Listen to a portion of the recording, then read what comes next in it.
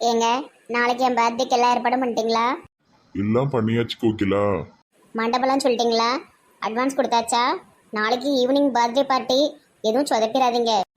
எல்லாமே பண்ணியாச்சு. எல்லா வருஷமும் பண்ற மாதிரி இந்த வருஷமும் சிறப்பா உன் பர்த்டே நடக்கும், நீ கவலைப்படாத. என் கூட காலேஜில் படித்த சில ஃப்ரெண்ட்ஸ் ஃபாரின்ல இருந்து வர்றாங்க. நல்ல சிறப்பாக கவனிச்சு அனுப்பணும். நல்ல பெரிய ஹோட்டலில் ரூம்லாம் போட்டுருங்க. பெரிய ஹோட்டல்ல 10 ரூம் போட்டாச்சு, நீ ஒன்றும் கவலைப்படாத. சரிங்க. ஏங்க, விஷாலை கூப்பிட்டு விட்டு ஒரு வாரம் ஆகுது, இன்னும் வராமல் இருக்கான். அவனை காலேஜ் போடாம பண்ணீங்களா? ஆமா, அவனை கிளாஸ் ரூம்ல விடக்கூடாதுன்னு சொல்லிட்டேன். கண்டிப்பா இன்னைக்கு வந்துருவான். நாளைக்கு தானே பர்த்டே, இன்னைக்கு கண்டிப்பா வருவான். வரணும்ல. என்ன பிள்ளை? தாய் தகவன் பேச்ச கேட்காத பிள்ளைலாம் என்ன பிள்ளைன்னு கேட்குறேன். நீ ரொம்ப டென்ஷன் ஆகாத, வருவான் வருவான். அம்மா வா வா, ஆயுசு 100 உனக்கு. இப்பதான் உன்னை பத்தி பேசிக்கிட்டு இருந்தேன். டாடி சொல்லி ஒரு வாரம் ஆயிட்டு, நீ இன்னைக்கு வரன, நாளைக்கு பர்த்டே வச்சுட்டு இன்னைக்கு வர்றியோ? என்ன நினைச்சுக்கிட்டு இருக்கீங்க உன் மனசுல? எதுக்கு என்ன கிளாஸ்க்கு போடாம பண்றீங்க? நீ பேரண்ட்ஸ்க்கு மரியாதை கொடுத்தியா ஃபர்ஸ்ட்? ஆ, நீங்க கூப்பிட்டா வரணும், நீங்க போனா போகணும். நான் என்னது நாயா? நாய்க்கு கூட ஒரு நிம்மதியான வாழ்க்கை இருக்கும், எனக்கு அது கூட இல்ல. விஷால், ஓவரா பேசாத. இங்க பாரு விஷால், தப்பு பண்ணா பேரண்ட்ஸ் கண்டிப்பா அதுக்கான தண்டனை கொடுக்க தான் செய்வாங்க. அதை பிள்ளைகள் ஏத்துக்கிட்டு தான் ஆகணும். நாங்க உன்னைய மோல்டு பண்றோம், உன்னை செதுக்குறோம். என்ன செதுக்கல, நீங்க செதுக்கிறீங்க. வயசுக்கு மீறி பேசிக்கிட்டு இருக்க. போ, போய் உன் ரூம்ல போயிட்டு ட்ரெஸ்ஸை மாத்திட்டு குளிச்சுட்டு வா. எங்கெங்கெல்லாம் உருண்டு வந்தியோ, இன்ஃபெக்ஷன் ஆயிர போது எங்களுக்கு. எப்ப பார்த்தாலும் உங்களை பத்தியும் உங்க ஸ்டேட்டஸ பத்தியும் தான் நினைப்பீங்க. சாப்பிட்டியா, எப்படி இருக்க, ஏதாவது கேட்டீங்களா? சாப்பிடாமலாம் இருப்ப, அதெல்லாம் சாப்பிட்டுருப்ப. அதை இங்கே ஃபேக்டரியில வேலை பார்க்கறல, அப்புறம் என்ன? ரூமுக்கு போ, நாளைக்கு ஈவினிங் பர்த்டே பார்ட்டி இருக்கு. நீங்கெல்லாம் ஒரு தாயா, நீங்க ஒரு பேய். உங்களை நினைச்சாலே எனக்கு வெறுப்பா இருக்கு, உங்களை பார்த்தாலே எனக்கு பிடிக்கல. கோவமா வருது. நான் ஒன்றும் வீட்டில் இருக்கிறதுக்கு வரல, உங்க 2 வரையும் நல்ல கேள்வி கேட்டு போலான்னு வந்தேன். ஒவ்வொரு வீட்லயும் அம்மானா ஒரு ஏஞ்சல் மாதிரி இருப்பாங்க, இந்த வீட்டுல ஒரு பேய்னா அது நீங்க தான். ரொம்ப ஓவரா பேசுற. நீங்க ஒரு பேயி. என்ன பேச்சு பேசிட்டு இருக்க? கோகிலா எங்க ஓடுத? இவன் நினைக்கிறா சும்மா விட மாட்டேன். என்னையவே எதிர்த்து பேசுற? உங்க அப்பா கூட என்கிட்ட பேச மாட்டார் எதிர்த்து. கோகிலா இப்ப எதுக்கு பறக்க? சீ, தூர போங்க. எம்மா, கீழே விழுந்துட்டேனே. கோகிலா, கோகிலா. ஐயோ, என் இடுப்பு உடஞ்சிட்டு நினைக்கிறேன், என்னால எந்திரிக்க முடியல. விஷால், அம்மாவை என்ன பண்ணி வச்சிருக்க? நான் என்னப்பா பண்ணேன்? அவங்க பறந்து அடிக்க வந்தாங்க, நான் ஜஸ்ட் விலகி தான் போனேன், அவங்க கீழே விழுந்துட்டாங்க. மம்மி அடிக்கும் போது நீ அடி வாங்க தானே செய்யணும், அதுக்காக அவங்க பறந்து வருவாங்க, நான் எப்படிப்பா விட்டுட்டு இருக்க முடியும்? எங்க ஆம்புலன்ஸ்க்கு கால் பண்ணுங்க, முடியலங்க, இடுப்பு உடஞ்சிட்டு நினைக்கிறேன். ஐயோ, அட கடவுளே, நாளைக்கு பர்த்டே பார்ட்டி இருக்கு. கோகிலா, கோகிலா, நாளைக்கு எப்படி பர்த்டேக்கு நீ வருவ? எங்க வீல் சேர்ல வச்சனால எனக்கு பர்த்டே கொண்டாடிருங்க ப்ளீஸ்ங்க. பைத்தியக்காரத்தனமா பேசிக்கிட்டு இருக்காத. வீல் சேர்ல எப்படி பர்த்டே கொண்டாட முடியும்? இந்த வருஷம் பர்த்டே கேன்சல். ஐயோ, இதுக்காக நான் ரொம்ப ஆசையோடு இருந்தேனே. இதுக்குதான் யாரையும் கஷ்டப்படுத்த கூடாது, அதுவும் பெத்த பிள்ளைய கஷ்டப்படுத்தீங்கன்னா இப்படித்தான். பர்த்டேல மண்ணு விழுந்துட்டா பர்த்டே பார்ட்டி நக்கிட்டு போயிட்டா. ஊ ஊ ஊ. விஷால், வெளிய போ. இப்பதான் என் மனசுக்கு நிம்மதியா இருக்கு. பார்ட்டி எல்லாம் கேன்சல். கோகிலா, எங்க சீக்கிரம் கூட்டு போங்க என்னைய ஹாஸ்பிட்டலுக்கு. சரி சரி. இவனுக்கு எவ்வளவு கொழுப்பு இருந்தா நான் அடிக்க வரும்போது விலகி போவான். இவனை நான் சும்மாவே விடக்கூடாதுங்க. இவனை சும்மா விடாதீங்க, இவனை வீட்டுல ஏத்தாதீங்க, காலேஜ்ல இவனை விடாதீங்க. இவனுக்கு சரியான பாடம் கத்து கொடுங்க. ஃபர்ஸ்ட் உன் உடஞ்சி இடுப்பை சரி பண்ணுவோம், அப்புறம் உனக்கு பாடம் எடு. ஐயோ அம்மா, என் இடுப்பு. சுந்தரி மேடம் இன்னைக்கும் லீவ் போட்டுட்டு இருந்தால் சுந்தரி மேடம் மாதிரி இருக்கணும். நல்ல லீவ் போட்டு அது பாட்டுக்கு ஜாலியாக சுற்றுது. இந்த எம்டி மண்டையை ஒன்றும் கேட்கவும் மாட்டான். நான் லீவ் போட்டேன்னா தையா தக்கான்னு குதிப்பான். ஏதோ அந்த கம்பெனியே என்ன வச்சு தான் ஓடுத மாதிரி. சுந்தரி மேடம் டேலண்டான ஆள். இன்னைக்குள்ள வேலையை நாளைக்கு ஒரு நிமிஷத்தில் எல்லாம் முடிச்சிரும். நான் அப்படியா ஒரு நாள் லீவ் போட்டாலும் ஒரு வாரம் பெண்டிங் வச்சு செய்வேன். அதான் என்னையை புட்டு விரட்டுன்னு விரட்ட தான். சுந்தரி மேடம் இல்லாமல் போர் அடிக்கி எதனத்தையாவது பேசிக்கிட்டு உட்காந்துருப்போம். Good morning Babu sir. Good morning Latha. என்ன உங்க ஃப்ரெண்ட் இன்னைக்கு வரலையா? ஆமாம், இன்னைக்கு லீவ் போட்டிருக்காங்க. அவங்க என்னைக்கு தான் லீவு போடல, பாதி நாள் ஆஃபீஸ் லீவு தான். லீவு போட்டாலும் ஆஃபீஸ் வந்தாலும் அவங்க வேலையை அவங்க கரெக்டாக முடிச்சிருந்தாங்கல்ல, அதனால தான் பாஸ் ஒன்றும் சொல்ல மாட்டேக்காரு. இருந்தாலும் ரொம்ப லீவ் எடுக்காங்க. எந்த கம்பெனிலும் இவ்வளோ லீவெல்லாம் கொடுக்கவே மாட்டாங்க. ஓனர் சேலரியும் கட் பண்ண மாட்டேக்காரு, ஆச்சரியமா இருக்கு. வேலை செய்யலைன்னா தானே சேலரி கட் பண்ணணும். அவங்க ஏற்கனவே அந்த புதுசாக வந்திருக்கிற மேடம் வேலையும் சேர்த்து தானே பார்க்காங்க. என்னமோ இந்த ஆஃபீஸ் ஒரு ஓரவஞ்சனை பிடிச்ச ஆஃபீஸ் ஆயிட்டு. புதுசாக வந்து அந்த பொம்பளைக்கு 50,000 சம்பளம், எப்போவுமே லீவ் எடுக்கிற சுந்தரி மேடத்துக்கு ஃபுல் சேலரி. ஆனால் நான் ஒரு 10 நாள் லீவில் போயிட்டேன், 10 நாள் சம்பளத்தையும் பிடிச்சிட்டாங்க. காலையிலே புலம்பாதில்லதா, போய் வேலையை பாரு. இந்த கோணையை எப்ப பார்த்தாலும் என்னையவே தான் ஏசிட்டு கிடப்பான். சும்மா காலையிலே கடந்து கரிச்சு கொட்டிட்டு கிடக்கா எல்லாத்தையும். Good morning Shanmugam. ஆ குட் மார்னிங் மல்லிகா. மல்லிகா, இன்னைக்கு சாயந்தரத்துக்குள்ள வீட்டை எப்படியாவது நீ காலி பண்ணியே ஆகணும். என் ஒய்ஃப் இன்னைக்கு கீயோட தான் என்னைய வர சொல்லியிருக்கா. என்ன சண்முகம் விளையாடுறியா? சாயந்தரத்துக்குள்ள எப்படி காலி பண்ண முடியும்? வாய்ப்பே இல்லை. உன் ஒய்ஃப்ட எதையாவது சொல்லி சமாளி. கிறுக்குத்தனமா பேசிக்கிட்டு இருக்காத. அவ திடீர்னு வந்துட்டானா என்ன செய்ய முடியும்? என்னை தப்பா நினைச்சிட மாட்டா? நான் ஏதோ ஒரு ஃபேமிலி எடுத்து வச்சிருக்கிற மாதிரி நினைப்பா. ஒய்ஃப் எல்லாம் கால்குள்ள போட்டு வச்சுக்கணும் சண்முகம். இந்த அளவுக்கு பேச விடக்கூடாது. ஓ, அப்போ நீ உன்னோட ஹஸ்பண்டோட காலுக்கடியில தான் இருக்கியோ? சண்டை போட்டு வெளியே வரலையா நீ? மற்ற பெண்களை வந்து காலில் போட்டு மிதிக்கணும்னு சொல்ற. என்ன விதமான மனநிலை உனக்கு? ஏன் புருஷன் ஒரு ஒண்ணுத்துக்கு ஆகாத ஒரு போர்மேன். நீ அப்படியா? இவ்வளவு பெரிய கம்பெனியை ரன் பண்ணிக்கிட்டு இருக்க. அப்போ உன் ஒய்ஃப் உனக்கு அடங்கி தானே போகணும். மல்லிகா, எனக்கு சாவி வேணும். ஈவினிங் எனக்கு கண்டிப்பா சாவி வேணும். இல்லைன்னா அப்புறம் நான் ரொம்ப டென்ஷன் ஆயிடுவேன். என்னோட ஒரு ஃபேஸை மட்டும் தான் நீ பார்த்துருக்க, இன்னொரு ஃபேஸை பார்க்க வேண்டி வச்சிடாத.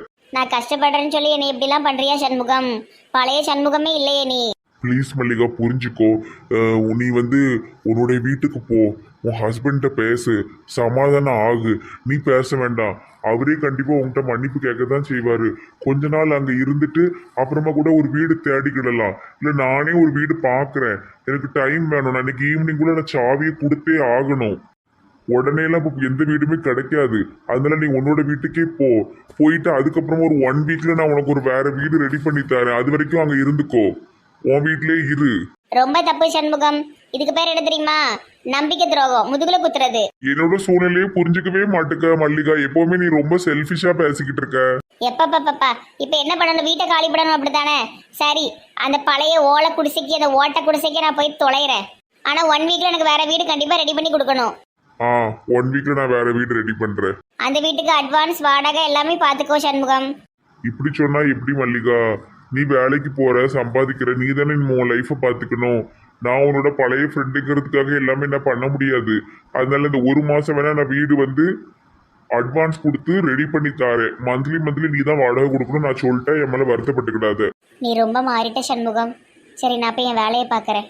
இந்த மல்லிகாவை வேலைக்கு சேர்த்துல இருந்து டெய்லி தலைவலி மாத்திரை போட்டுக்கிட்டு இருக்கேன் சார். சார், அவங்க இல்லையா? இவங்க மஞ்ச முடி ட்ரௌசர் போட்ட பொம்பளை. அவங்களுக்கு பேர் இருக்கு, சுந்தரி மேடம்னு கூப்பிடுங்க. இந்த மாதிரி மஞ்ச முடி ட்ரௌசர்லாம் பேசாதீங்க. நானும் உங்களை சொல்லட்டுமா? பூனைக்கண்ணு கிப்பி மண்டன்னு. சண்முகத்தோடைய ஃப்ரெண்டு நான். மரியாதை கொடுத்து மரியாதை வாங்கிக்கோங்க. நீங்களும் மரியாதை கொடுத்து மரியாதை வாங்கிக்கிடுங்க.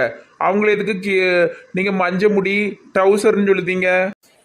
அதுதானே அவங்க அடையாளம். அப்படிதானே அவங்க ட்ரெஸ் பண்ணியிருக்காங்க.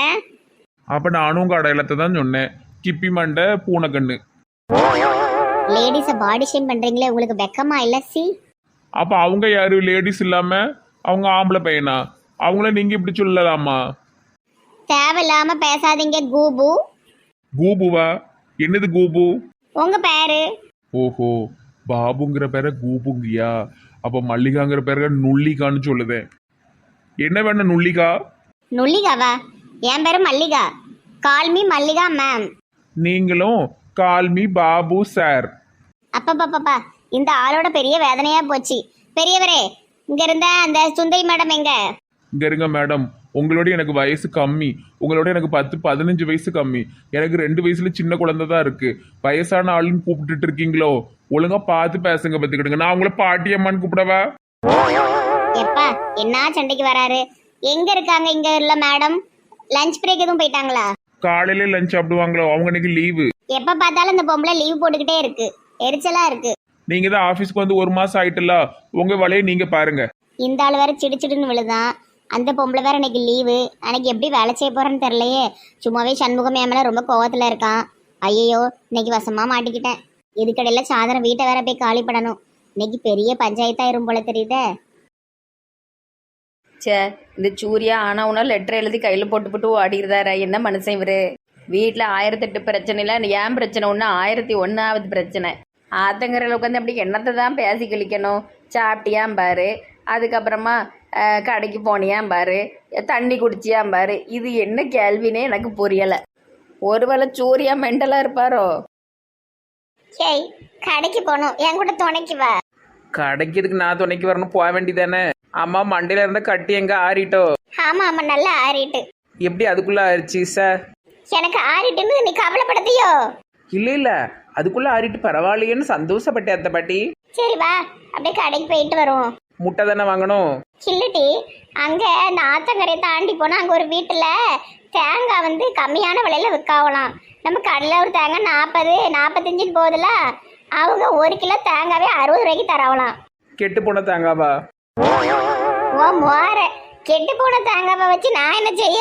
இல்லை இவ்வளவு சீப்பாக கிடைக்க அதான் எப்படின்னு யோசிச்சேன். யோசிக்கிட்டே இரு, வா என் கூட பேசிட்டே போவோம். சான்ஸ்ரன் எங்க? உங்களுக்கு உட்காந்துக்கிட்டு எப்போ பார்த்தாலும் வேலை செஞ்சுக்கிட்டே இருக்க முடியுமா?